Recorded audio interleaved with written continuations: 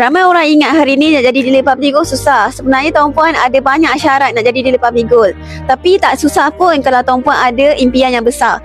Kalau tuan-puan nak tahu macam mana nak jadi dealer di PUBG Gold ni, untuk dapat passive income 4 ke 5 angka, maka boleh save video saya dulu sebagai rujukan pada masa akan datang. Saya bermula simpanan emas saya tahun 2020. Masa tu saya student PhD tuan-puan. Seminggu saya jadi dealer PUBG Gold. Masa tu nak jadi dealer PUBG Gold kena buat belian emas ke atas diri sendiri secara banyak. Hari ni kalau tuan-puan nak jadi dealer PUBG Gold juga kena lakukan benda yang sama. Kena buat belian emas yang sangat banyak. Sekitar RM15,000 ke RM30,000.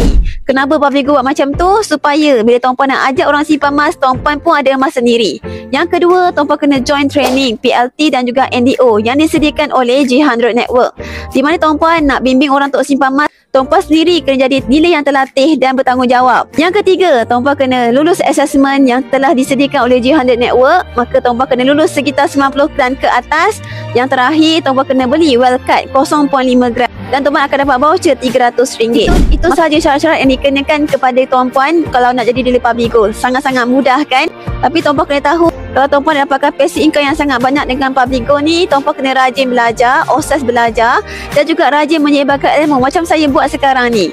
Di mana kalau tuan-puan kena bantu ramai masyarakat dekat luar sana untuk belajar simpan emas fizikal dan juga bantu mereka daripada skim-skim pelaburan yang bukan-bukan. Itulah kenapa ramai sangat dealer PUBG Gold hari ni berada dekat sosial media tuan-puan hari ni untuk bantu masyarakat Malaysia daripada tertipu, terpedaya ataupun termasuk skim-skim pelaburan yang bukan-bukan. Kalau tuan-puan hari ni berminat nak menjana pendapatan 4 ke 5 angka, sibuk bekerja sampai tak ada masa dengan keluarga, maka menjadi dealer PUBG Gold adalah platform terbaik dan termurah untuk tuan-puan belajar menjana pendapatan.